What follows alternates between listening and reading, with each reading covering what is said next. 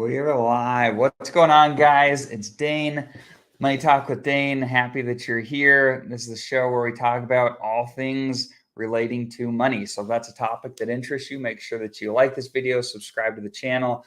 Me and Corey have a ton of new content coming to you this year where we're going to be streaming. The goal is multiple times each week to give you updates on what's going on in the crypto market, specifically the Richard Hart ecosystem and all the goodies there. So yeah, go ahead and introduce yourself, Corey. Yeah, this is Corey Geary with Crypto Millionaires, and same with you, man. I'm just here to stream and bring the information to everybody, especially to the real estate people that we know. We come from the real estate space, so one of my main goals is to educate as many real estate people as I can this year to get them a little bit of crypto exposure, right? And to be prepared for this next, I feel like, super cycle that's going to come upon us. And so I just want to bring the good word of crypto to these people, because I feel like it's an absolutely beautiful asset class that's going to explode and take over the world one day. So yeah, man, I'm excited. Agreed. I'm excited too, man. Well, the topic that we're going to talk about today, we'll start with PulsePay. And I want to make sure that we give a qualifier on this one. So PulsePay is brand new. There's no financial advice ever on these channels, particularly not today. None of it's financial advice. We're just going through and talking about our opinions and some of the things that we've stumbled upon that we're excited about. So PulsePay is a new crypto project that is specifically going to exist in the Pulse chain ecosystem, and they are essentially trying to bring back freedom to the people. It's the reason that crypto was invented, and PulsePay takes it a step further to be able to give you your rights back. So there is, from the little bit of digging that I've looked at this point, pretty much no information about PulsePay, at least on YouTube, PulsePay on YouTube. And so today we're going to go through, do our best to summarize what that project looks like. Corey and I are both participating in it. And so this isn't, something where we're talking out of our butts and telling you about something that we're not doing ourselves. So let's start with a summary. PulsePay is nuts if they're able to pull off what they're after in this project. So the premise of PulsePay is that when you are, well, there's two sides. So let's start with the PulsePay side. Yeah, there you go. Keep it. That's the simple side. Yeah, let's talk about the sacrifice, the tokenomics a little bit. What PulsePay is trying to achieve with their tokenomics and the sacrifice, and then go into the rest. Yes. Camera maybe down. Let's go ahead and start with that. There you go. You're good. There we go. My freaking camera. All right. I don't know why my other camera's giving me trouble. We might have to just be on this one today. There you go. I'll mess around with a little bit as we go. All right, cool. So let's start with the tokenomics of PulsePay. So PulsePay is interesting because it's set up largely kind of like PulseX, in that they have a buyer that's going to come in and theoretically buy tokens and burn the supply away. So it's deflationary. And the stakers of PulsePay are going to be rewarded with passive income from staking their PulsePay tokens. Now, where the how would you call it, the money generation comes into PulsePay? Is that fair to say, or would you the yield? Yeah, because you got to explain it. It's an on and off ramp from fiat, and the fees that will be generated from on ramping and off ramping from the fiat world, especially here. It's designed for here in the U.S. for citizens can get in and out with ease to Pulse chain with ease.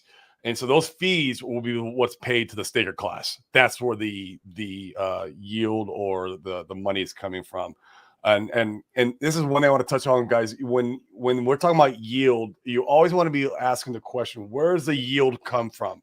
Because if you can't figure out where the yield comes from, then you're the yield. So always be asking that question. And so that was a very important question that Dane just asked and what we're talking about. So yeah, man, that's where it's coming from. It's coming from the on and off ramping fees. Not only that, but I believe in reading the white paper that it's also coming from the banking transactions from the Correct. trading desk account, right? Correct, which is a little bit more deeper down the rabbit hole, but yes, that's correct. Well, so we'll look at that in just a second. Long story Yep. short, like Corey's saying, it's a fiat on ramp and off ramp. So you need to have a place to turn your crypto into dollars and your dollars into crypto or other currencies that you may be using. And then there's some other banking things that go on in the background. We'll talk about a little bit here that generate fees, and all of the stakers are benefit from these fees. They get a portion of these said fees. So really exciting there.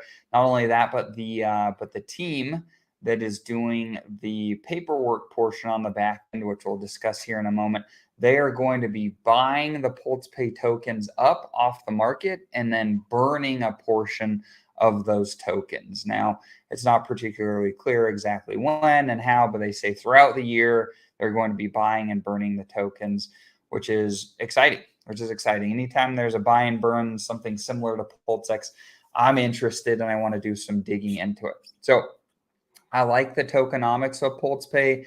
I like the idea of having an on and off ramp directly into the Pulse Chain ecosystem. It sounds like we'll have a few. This will be one of them.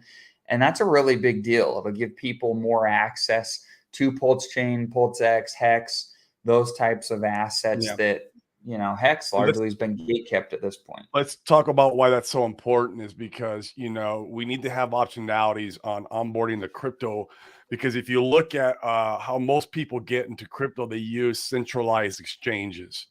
And this is where you're putting your money at risk because you have a third party entity that's going to be controlling that money going in and out of the crypto sphere. And it's just there's a lot of risk anytime when you have a third party controlling your money. It's counterparty risk.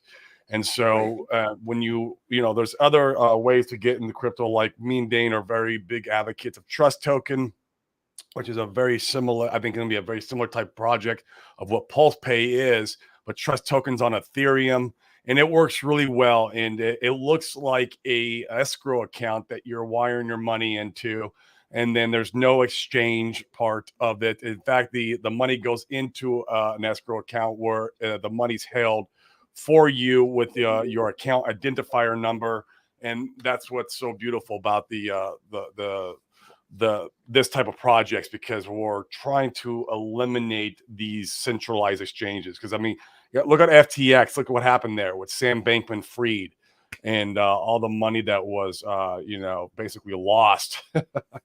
And so that's why these type of projects are so important for the crypto space. Right. I agree. So that's the basics of PulsePay and the tokenomics. Now we'll get more into the rabbit hole of some of the other features that have us incredibly excited. In fact, I was texting Corey last night and I said, I think PulsePay just became the project or one of the projects that I'm the most excited about if they can pull off what they're after. So one of the other aspects behind PulsePay, in fact, I'll bring that up while we're talking. I'll bring up the website. So essentially, when you are born as a citizen of the United States, your parents, when you're born, can go and indicate on your birth certificate whether or not you or what your status is as far as a citizen. And most people, once again, according to PulsePay, we're just relaying the information. Most people just don't understand what they're doing. And so they go and they check the check mark, which indicates that their child is now a citizen of the United States. Now, not the United States of America, but the United States Corporation. And apparently there's they're separate. They're two distinct things. And the problem with electing to be a member of the United States corporation is that you are subject to all of the rules and laws that the federal government has put in place that many would argue are unconstitutional at this point, that there's overreach there and you simply don't have the freedoms that are given and originally were intended for all the citizens of the United States via the Constitution. And so you have the opportunity to essentially undo that check mark on your birthmark, electing you to be part of the United States corporation. And instead, you can undo that and make yourself a citizen of the states. And the cool thing about doing that is that it gives you freedom. It gives you more freedom back, or that at least theoretically, the way that the PulsePay team has described it is that you can go and free yourself and not be subject to the federal government itself. You get political, what's it called, Corey? Political asylum. Is that right? Yeah, I Or guess so. Yeah. yeah. Um, Yeah. So you're treated, essentially your status is looked at as a politician, somebody that would, come in from another country and have protections in that respect. They're not necessarily subject to the laws in the United States as long as they're not breaching one of four things. And we'll see if we can remember them all. The first is killing somebody. So, Murder. and these four things are described in general as harm. So you can't kill somebody, you can't steal from somebody, you can't damage somebody's property, and you can't. Do you remember the Harm. fourth? Oh, Bodily harm in injury, general. just harm in general. Yep, is Okay, the fourth one. cool. So as long as you're theoretically not breaching any one of those four things, then there is no laws that you've broken. They even gave an example where, the other night in the Telegram chat, that if you did something such as speeding, you were speeding and you were pulled over by the police and they impounded your car and put you in jail for the night because you're going very quickly. Well, essentially, you could go and show them that you have political asylum and that these laws, if you will, in this context. Now, of course, no one should be speeding and endangering people, but if you hadn't hit somebody and you hadn't harmed anyone, that theoretically this law wouldn't apply to you. You wouldn't have to pay any fines, and they should theoretically release you from jail immediately. And it's a very interesting concept. Yep. And so, with that being said, you have more protections, and then the piece that I'm particularly interested in is that now that you are no longer a part of the United States corporation, you're not subject to federal income taxes and capital gains taxes. You once again, it's as if you were being looked at as someone with political asylum from another country. Those guys don't pay United States income tax. They don't pay capital gains taxes. They don't do any of that. And so theoretically, you could free yourself from those types of things if you go and you participate in the donation phase. And what was the official name for the donation phase that's going on right now, Corey? Do you remember? That is official name for the donation phase, because there's Free two will different. is later. There's the donation phase, which is going on right now if you're wanting to participate in the paperwork and changing your status. And then the second one is what's called the free will offering, which we're familiar with as a sacrifice or maybe an IPO. And that's for the actual project, for the tokens. If you want to receive tokens, participate in the protocol and stake in the tokens and such, that's the free will offering, where the donation is for the paperwork, which is going on right now. And you can get the donation address via the Telegram chat on PulsePay, or they said they were also going to be posting it on the website at some point in time today too. So Cool. So if you wanted to participate and you said, hey, some of these types of things sound interesting to me, then go check out the PulsePay Telegram. It's been excellent. The founder of the project, Cash, she's been in there. Me and Corey have been talking with her in great detail about some of our concerns or questions, and she's had an excellent answer for everything. And in fact, I've looked at, and Corey as well, we've looked at a lot of different, there's a lot of different people claiming that based upon your elections and statuses and the way you set up trusts and LLCs that you can get around taxes. The way that Cash explains it is, once again, you're not trying to get around anything. You're simply changing your designation, and your designation indicates how someone should be taxed and what rules they must abide by and things of that nature. So go check out PulsePay. It's looking very intriguing. Corey and I both participated in the donation today, and we'll be sharing more information as we get it for PulsePay and the paperwork and whatnot. So with that being said, there's a few extra levels to this. Let's talk about the paperwork, Corey, in regards to what someone could do along this process. And as we talk about these various steps, the way that Cash has explained it, who once again is the founder of this project, she's explained that, it costs different amounts of money depending upon how much paperwork and what you need to go about doing. So the first level is, like we've already talked about, filling out your paperwork to change your designation. And along with that, when you change your designation, you become a citizen of the states, and you need to obtain a few different things. The first is you're going to obtain a new, what is it, Corey? Is it a universal passport? What did Cash call that? Do you remember? It's a state citizen passport. So I'm in the Telegram now. So you're looking to get you can probably touch, I know you understand this more than I do. You're going to get your secured party paperwork going, state citizen passport, and international driver's permit. And maybe that's what you're thinking. And those are the three things that you're going to be getting.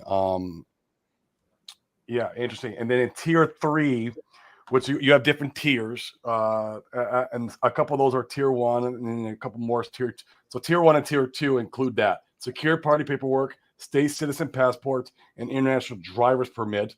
Tier 3 is if you're wanting to become a private banker and do trades on the international trading desk, is what tier 3 is for. So, and maybe you could break those down a little bit better.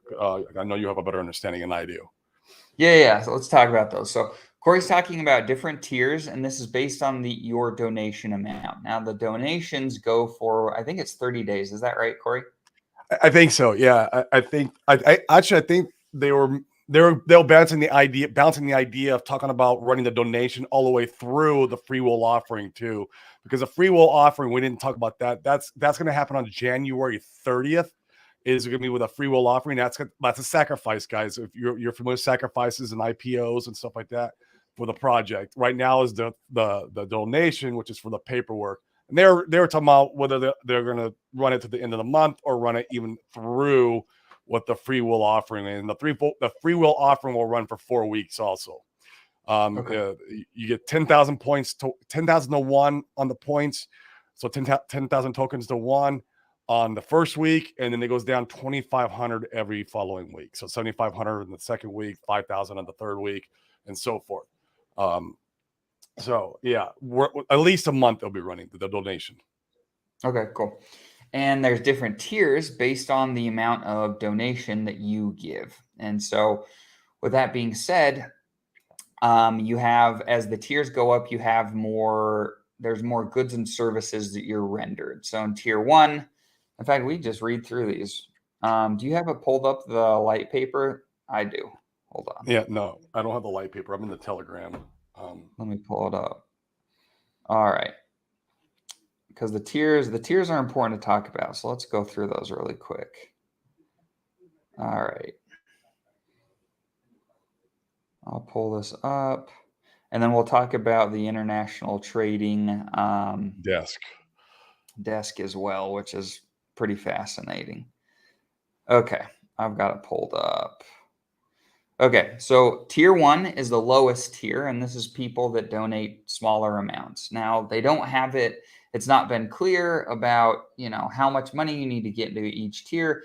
It will be determined, from what we understand, what we've been told, it'll be determined based on the total amount of donations that are given. They'll tier people based off of that. And the more that you give, the higher your tier ranking. So tier 1 is going to be, you're going to be considered a founder, and you're going to qualify for the secured party creditor processing with your donation. So everybody that participates regardless of the amount. As far as they have it set up right now, you'll be able to participate in the secured party creditor processing with any amount of donation. Now, they've also indicated that if you donate and there's not enough money donated to total to get everybody's paperwork processed to change their designation to make you a citizen of the states, then they'll have to have one-on-one conversations to be able to walk people through that to see if they need to donate more or how they can go about having their paperwork done. Tier 2 is the next tier up. It says all Tier 2 founders qualify for secured party creditor and non-citizen national processing with their donation. It says if you are not a U.S. citizen, you can qualify to become a non-citizen / national by becoming a member of the tribe. There's also an aspect here where there is an indigenous Indian tribe. Is that correct, Corey? I don't know if I'm using the correct terminology, but there's a tribe that is a part of this group. And essentially, if you are not a U.S. citizen, but you'd like to elect for these statuses, once again, can give you the international driver's license, can give you the citizen of the state's passport to allow you to come and go from the United States as you see fit and other countries, then you can elect to do all this through the tribe that's part of the group. And once again, if I'm misstating this and you're watching, I apologize, but it's an indigenous Indian tribe is what I believe the correct description to be. So that's tier 2. And then tier 3 is the highest tier. And this is where Corey and I are trying to end up. So with tier 3, you get everything that's been described already, plus you get the private banking membership, which is going to be something that's pretty freaking nuts. So let's go ahead and move into that. That's probably our next talking point to discuss. And we can talk about charging back debt or charging off debt as part of that conversation. So before we do that, let's do a recap. So PulsePay has 2 different aspects to it. The one is it's a fiat on-ramp and off-ramp. It's just where you can turn your dollars into crypto and your crypto back into dollars when you see fit. And by participating and staking your tokens, you're going to earn fees from that on and off ramp and some of the banking functionalities that happen on the back end. The other aspect of PulsePay is you can theoretically set yourself free by becoming a citizen of the states and getting an international driver's license, as well as a passport that's a citizen of the state's passport, which will allow you, as it's been described to us, to come and go from the United States as you see fit. You're still a citizen. This isn't one of those deals where you're giving up your citizenship to free yourself from taxing of the United States or the other rules. You are simply changing your status as a U.S. citizen to be bound by the Constitution rather than some of these federal government provisions and rulings. So that's the general synopsis. There's a donation going on now, and if you participate in the donation, you can get your paperwork processed to have these different things done for you. And depending upon the level of donation, you'll get different goods and services. And so it's up to you to decide if you wanted to participate, and if so, how much. So there's your synopsis of PulsePay so far. The next aspect is this international, the private banking membership. Within the private banking membership, what they're trying to do is they're raising capital, not only to process people's paperwork, but to be able to raise about $1 million, which is the minimum required in order to establish an account on the international trading desk. And the international trading desk is, once again, we're just relaying the information that we've gathered from PulsePay and from Cash, who's the founder. She indicates that the international trading desk is a private banking, it's like a private banking sector where people from various countries and countries themselves, diplomats, can come and trade on that desk. And just like commodities and stocks and equities and bonds and different things are traded on traditional markets, those same things are traded on the international trading desk as well as other items. And this is where things start to get pretty wild. Well, it's already gotten wild, but a Right. person a person can go and charge off debt by creating instruments that can be traded on the international trading desk. And so let me give you an example of what that may look like.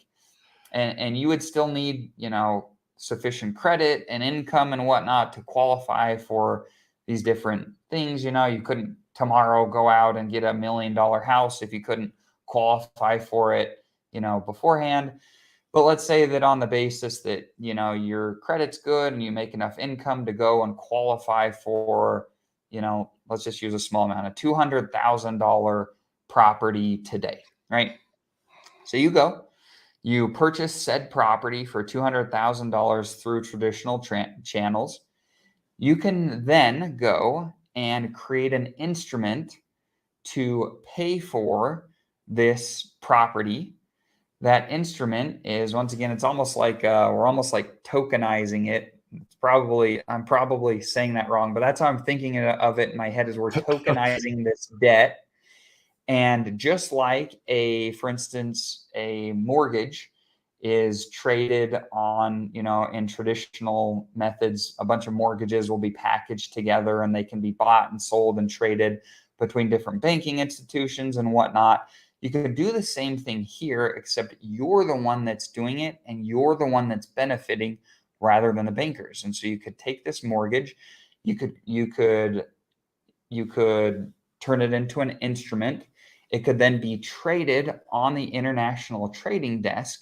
And the cool thing about doing this is that if it's traded on the international trading desk during a period of, it sounds like 6 to 9 months. That's what it sounded like. Yeah. Yeah. Okay. Enough money can be generated during that time in order to satisfy the debt. And so you've theoretically paid for it through this instrument. And in return, the bank that's trading it for you will then go and discharge the debt. It'll be marked as paid, if you will, and then the debt will be removed from your credit. And so you could go, and rather than paying off a mortgage in 15 or 30 years, you theoretically could go and have it paid off within a matter of, according to the PulsePay guys, within about 9 months from it being traded. And Cash gave a further example, which was an interesting one. She said that she had student loans in the amount of about $250,000 that she did this with. She created an instrument which allowed these student loans to be traded on the international trading desk. And she said that during the 9-month period, and I believe it was 9 months, but during the 9-month period that these were being traded, the bank was able to generate $1 million during those 9 months. And that gives you an example of why this could work, why it would make any sense, because it's good for the bank and that you're creating a vehicle, a debt that can be traded on the international trading desk. The bank can make money from trading this now that you've created it and made it a vehicle that can be traded. And then you benefit also, since you've done that and allowed them to do that. You're the one that benefits by having the debt, I don't know if paid off is the right word, but satisfied. And it can be taken off your credit at that point, because or marked as paid, I should say, on your credit. And you don't have that negative debt affecting your credit any further. So once again, if PulsePay is able to pull this off and everything works according to how it's been described to us, it is very remarkable. It allows people to be able to get their freedom back without actually having to go to another country and give up their citizenship and lose a bunch of rights in that respect. So a very fascinating idea. Like I said, me and Corey are participating. It's certainly interesting enough, in our opinions, to go, and we've sent a donation to go and dig in deeper to see what it's really all about, and if it's something that we really want to move forward in great depth. So I see we got a few people on the stream. Feel free to go ahead and put your questions in the comments. We'll do our best to answer them about PulsePay, or if you have any crypto questions in general. I think that we'll cover PulsePay, and then we'll spend a few minutes in general in crypto and what's going on, some other things that we're excited about. So what are your thoughts and feelings, Corey? I know you and I have talked about it a lot. Is there anything you want to add, or what are you Yeah. thinking? She also talked about, and maybe you could allude to this a little bit more, is how it can get, by doing this process, you're removing from the federal government's books your debt, I guess, because like somehow even your birth certificate or citizenship is traded, and in your, I don't know if you know what I'm talking about or referring to it. It literally gets removed from the books of the federal government. I don't know how that works, and I was hoping maybe you could shine some light on that. Yeah, I think so. As a rough idea, if we're thinking about the United States as a corporation, you and Correct. I, Right. yeah, you and I are Right. on the books, right? As soon as you elect, or your parents elected for you on your birth certificate, you are now on the books. And with that being the case, you carry certain risks and rewards, like any business having an asset on the books. That asset Mm, can perform really well at some points, and it can perform really poorly at others. And so if you remove that asset, if you will, or maybe your liability at this point, depending upon the value you bring to the country, if you remove that from the books, well, now it's something that they don't have to worry about. And as you square up the books, that's a good thing. It's kind of like, or the analogy that makes sense in my head is kind of like with these big banks and mortgages. Since we're real estate people, I think it's easier to understand this way, where banks don't want to own real estate, they just want to do the yeah. lending on it. And Yeah. so as soon as somebody defaults on a mortgage Oh, they hate and that. the house has to take the bank back, they don't want that. And Yeah, so they want the notes, similar, performing yeah, notes. exactly, That's all they want, the exactly. performing notes. Yeah. And so Interesting. similarly here, do you think the government wants more people that are seeking freedom, or do they want more sheep that are looking to just, tuck head and do whatever they're supposed to do? And Yeah. so I think that's the benefit to the government. Not only that, but your debts and things, as you go through this process, like we talked about, they can be turned into instruments that can be traded and generate revenue for the banks. And so it's good for everybody, where you're squaring up the books, if you will, as you're making this change for the United States corporation.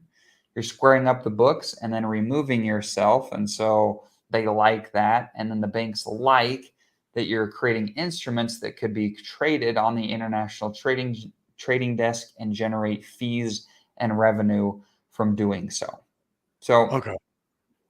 Okay. does that help at all? We're all It trying to it connect it the pieces. clarifies it's a lot, man, because when It's a I lot. literally started first learning about this maybe a week ago. Like, right, I got invited to the chat room because I was in the ICOSA chat room, and I participate in a lot of these chat rooms, and Hexecutioner was in there, and he was talking. He invited a very like select few in that chat room over, and this is before the chat that before PulsePay chat went public, and we went in there, and he starts talking, and Cash was in there, and it I felt like I had to put my tinfoil hat on, and it really blew my head. Like, what, like, is a conspiracy kind of thing, right? And you got to really hear it a few times to absorb it. And then I even went on the internet and I started researching it, and there is some stuff out there. Now, I don't know how accurate it is, so you got to be careful. But there is some stuff out there talking about, becoming a state citizen, the international trading desk, and how to, basically get your rights back, and on the difference between when you're operating in the public versus the private sector. Those are two different factors where you kind of alluded to earlier. If you break one of those four things, you have to get an attorney. Now you're gonna have to work in the public sector again, and that's why it's so. Then you're at scrutiny of whatever laws we have, right? But you're in the private sector, you don't have that problem. So that's why it's even more important, I think, than ever to be an upstanding citizen of the United States, not the corporation, to be if you're going to go this route, because the bad actors will force you to operate in the public sector. And so, yeah, we did a lot of researching on the internet, not a lot of information there, but the chat is really educating me tremendously. And so it's like, yeah, man, it's a lot to absorb in. So the viewers here and people are going to watch this, go into the chat room, ask a lot of questions in the Telegram chat, PulsePay Telegram. Go to the website, and look around there, read the white paper. I always recommend on any project, guys, read the white paper, do your own due diligence, look what's going on with that project, and if they're successful at this, it's going to be, super bullish for the project too, for the protocol, because, that it's going to get, there's a lot of Hexicans in the community that's going to want to do this, I think. And there's a lot of people who living in the US that would use this protocol, meaning that a lot of fees will be generated, and whoever is who sacrifice is going to make, that's another source of residual income, another source of passive income via crypto, which, as you guys know, me and Dane are all about. Like the majority of our projects make us passive income and crypto. Right. Most, I'll say 90% of them. So super bullish. And one piece that we didn't, and I missed this part. So more of the fees from the international trading desk, like I mentioned earlier, they're trying to raise $1 million to be able to have their own account, and more fees will be generated from that, paid to the PulsePay stakers. So there's fees from the on and off ramp and from the trading desk account they're working on creating. So lots of opportunities to earn fees, which is very bullish. And I wanted to make sure too that I qualified some of the things I said before, where Corey and I have donated. The donation is just for us to go do more due diligence and dig in to see what it's all about. It doesn't necessarily mean that we're going to move forward with doing all the paperwork and doing all those things. Those are private documents. We're going to have to figure out what to do for ourselves in that respect. And you've got to do the same, whether it be this project or anything else. You got to make sure you do your own due diligence. You figure out how you want to operate with the government, how you want to operate with your money, and how you want to operate with your crypto. And let's touch on that just for a second more, because some people are probably thinking, well, if I do the sacrifice and I want to partake in the protocol and earn fees, do I have to do this crazy conspiracy paperwork stuff that you guys are talking about? And the answer is no. You could actually do one or the other. And so, like, if you just want to just, hey, I just want to participate in the crypto and make passive income, then ignore the donation offering that they're doing right now. You don't have to participate in that. And then you can go and do the sacrifice starting on January 30th. And then it's just like any normal crypto project that we've been involved in at that point. Obviously, I feel like their success with the donation and their success of with this whole making everybody private citizens and such, it will determine the success of the crypto project in the long run. I feel like, but yeah, you don't have to participate in both. Or maybe you're like, oh, I don't want it. I wouldn't know why you'd want this, but maybe you're like, I just want to do the paperwork, but I don't want to do the crypto part. That'd be kind of odd, but you can do that too.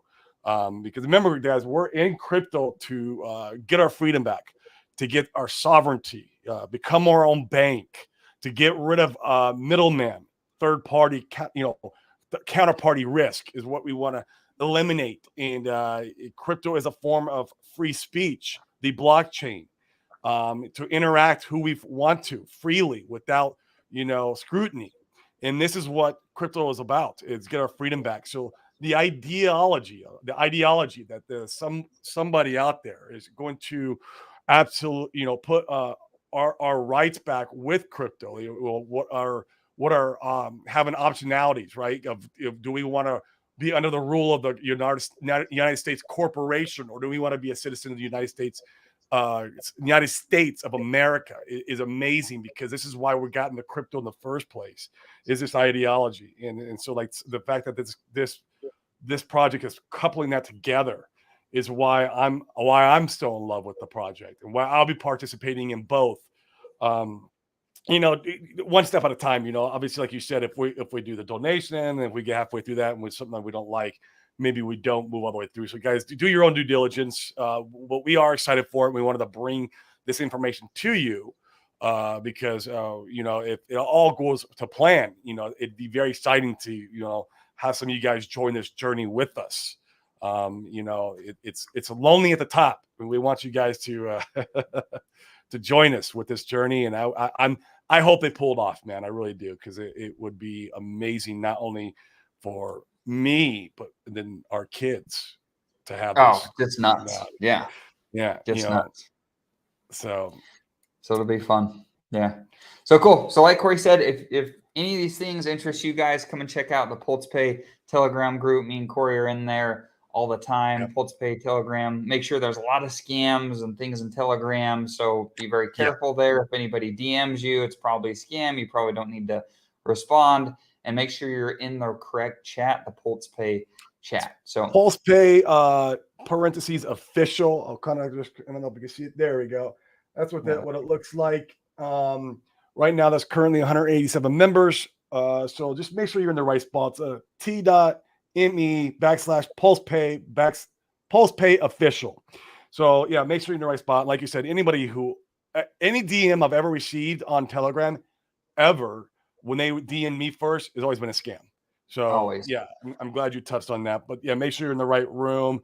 And like I said, the administrator or the owner of the room, I guess you could say, it's Cash, and you'll see Executioner in there, and they're talking. They'll be talking all week because they just started the donation. They're in there right now talking. So go in there, ask your questions. They've been. I heard them last night. They were getting beat up by a couple people who came in there who had no clue what's going on with this. And they thought it was a big old conspiracy scam. And so ask they're used to all these wild questions. So ask them everything, right? That you get your answers to. But I mean, yeah, man, super excited for it. I hope they pull it off, bro, because this is why we got in the crypto in the first place. This is it, man. This is it. And one financial freedom, sovereignty, our rights back. Yeah. And one of the reasons that I think they could pull this off is when she's talking about the filling out the paperwork to change your status, become a member of the United States, rather than the U.S. corporation. I mean, you're literally using government official documents. You're not doing some deal behind closed doors. You're literally submitting the government paperwork that the IRS and the government have created to the IRS and to the Treasury. This isn't some backdoor deal from what I could tell so far. So it seems bullish. It'll be pretty fascinating. Either way, it'll be a learning experience. Yes, it'll be a learning experience. That's the truth. For sure, man. Let's talk about the next thing I want to talk about. Let's do some Pulse Chain updates. Specifically, let's start with the apparent new Pulse Chain dev that's revealed himself on Twitter. He happened to do it on New Year's Eve. You what? He did it on New Year's Eve too, of all times. It was here in Arizona, it was probably an hour and a half before midnight when I started seeing posts from him, and I'm like, who is this guy? And he's talking, and sure enough, man, I guess people have done some digging, due diligence on him, and he's really a Pulse Chain dev. I mean, well, and in fact, let me pull up the account here. Yeah, see if you can pull him up. All right. So the account it's a Twitter account. It's at BRETEP. It looks like this. I'll hold it up to my screen. That's him. There he is. BRETEP. Okay. And in fact, so I did some digging. My first feeling when he's all these other people are he's a Pulse Chain dev. I'm like, no, he's not. Right. Why now? Why he's trying to get followers. You're just trying to get followers, bro. You're trying to get attention. Yeah. That's what it felt like to me. However, he posted, in fact, let me see if I find it quick here, I'll show it. If not, then I'll just talk about it. But he posted there was some pushback by another fairly prominent member in the Hex community, and he said, why why are we even trusting this guy? Like, how do we even know? Show the proof that you're a real dev. And he posted in the I'm not going to find it quick here. He posted a link to the GitLab for PulseChain that shows all of the. Now I'm no dev, but from what I gathered, he posted all of the members who could make decisions or changes in the GitLab for PulseChain. There's only 8 members. Richard is one of them, and he's there himself. It's got a picture of him. It's got his profile, and it seemed legitimate. Not only that, but his Twitter account, it's not like a brand new Twitter account that's doxed that we don't know who it is. Like, the Twitter account's been around, I think, since 2008. Like, it's not. And he's been involved in other projects too. He was involved, and he's admitted to it, and he doesn't mind talking about it. In SafeMoon back in 2021, before he knew about Richard Hart, he said, he ended up getting out of that project and then getting into Hex. He's a Hexican, obviously, but now he's a dev for PulseChain. So he's been around for a while. He's worked on other projects. He's got a reputation, and I just like the fact that we're getting some updates. I'm almost wondering if, like, Richard's like, you know what? Why don't you go out there, you dox yourself just a little, give the guys a little bit so they can, for 2023. I'm sure that Richard had a conversation with them, and that's why he's doing this, because he posted on there about how did you see the servers? There was one picture where it had all the servers about across. That was fascinating. Yeah, that was absolutely fascinating. I'm super excited about that, because one of the biggest problems we have with Ethereum right now, and I don't think it'll end up being a problem in the long run, but like, a lot of people are scared that the SEC can come down on Ethereum because it's centralized here in the United States with all the nodes that are here. A lot of the money that's being staked in Ethereum via the servers and nodes is here in the United States, so it could be under scrutiny for security. So we don't want that with PulseChain, and the being that we see that there's servers all across the world. There was a lot of them in the Europe area, even some in Africa, some in New Zealand, Asia, South America, Russia. Yeah, we want that for true decentralization. We need to have that all across the world, and so it's very interesting to see that we're already having that kind of participation. And that was on testnet 2B that he was posting that from. So obviously we're waiting on testnet 3, which is going to be super exciting. I think we're closer than people think to that, and we'll see how many more come online, and then how many more come online on PulseChain launches. I've even been doing a little bit of digging on myself on how I can spin up a node myself. And I'm going to go down the rabbit hole and at least learn how to do it, or learn what is entailed. Whether I do it one day or not, I don't know. But I would love to. I mean, blockchain technology fascinates the crap out of me, and I want to learn more and more about it. And so this is a rabbit hole I might go down a little bit just to see what's entailed.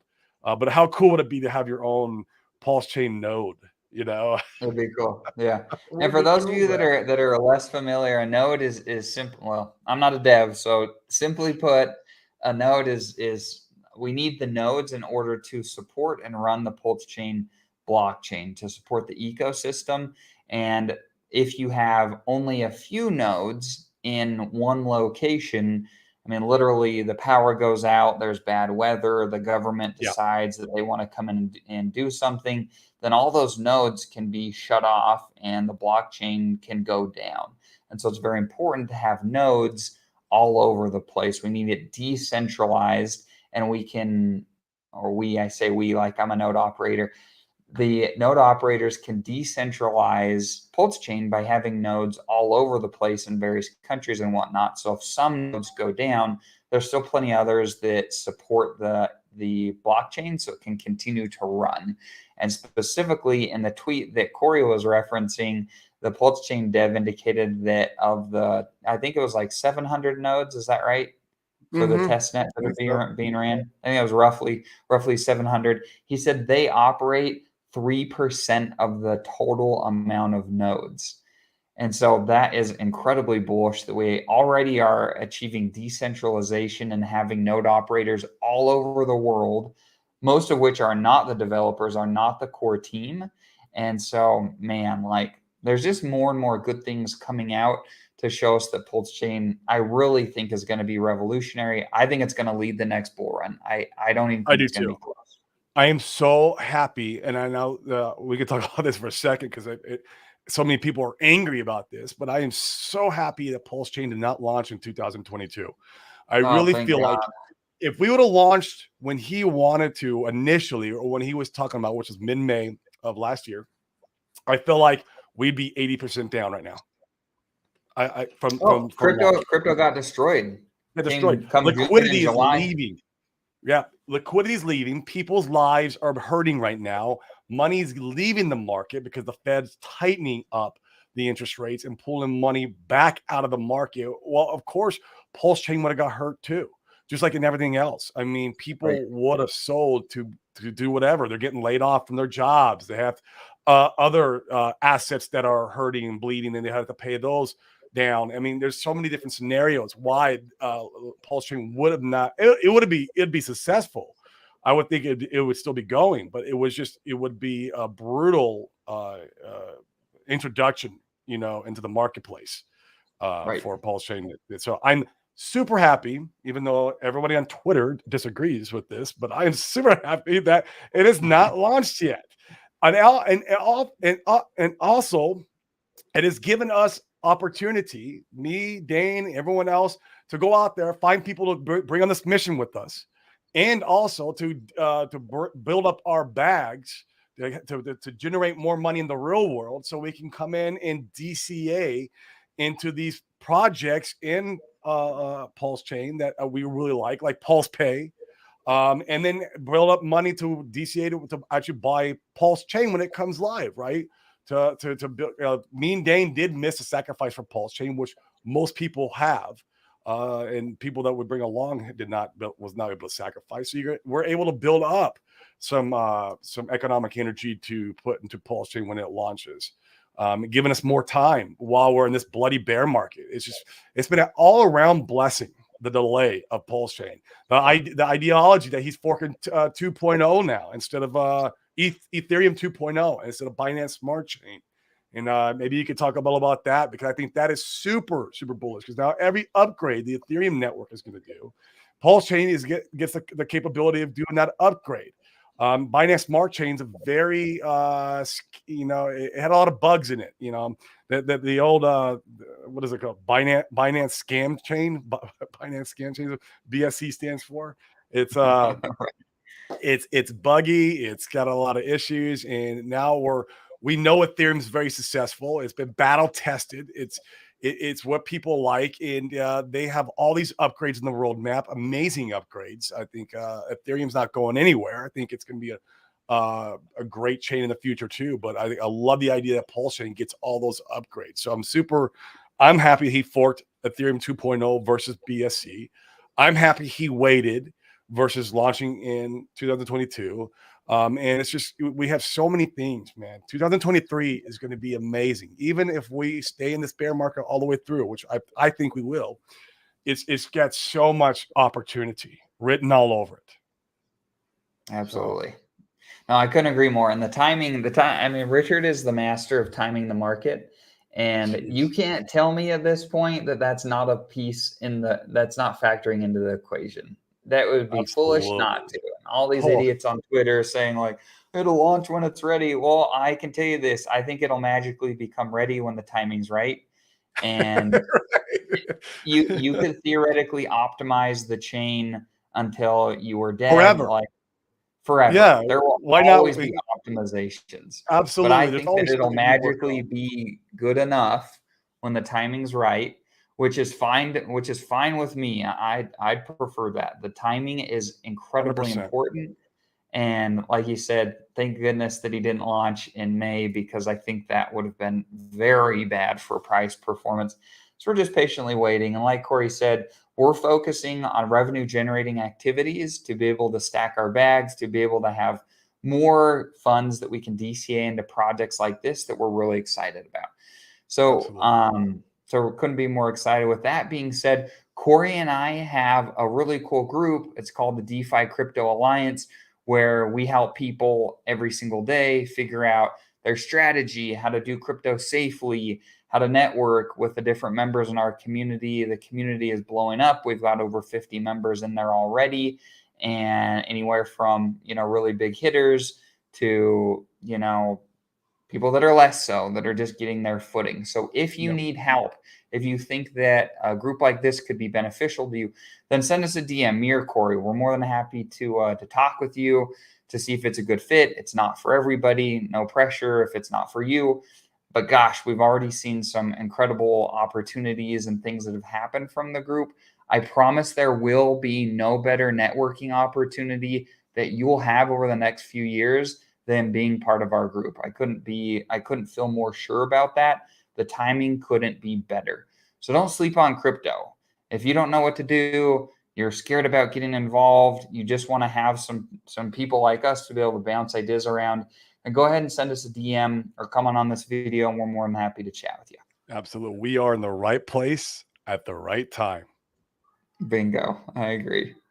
So with that, I think that's probably a good place to wrap up. Is there anything else you Okay. want to touch on, Corey, before we end the stream?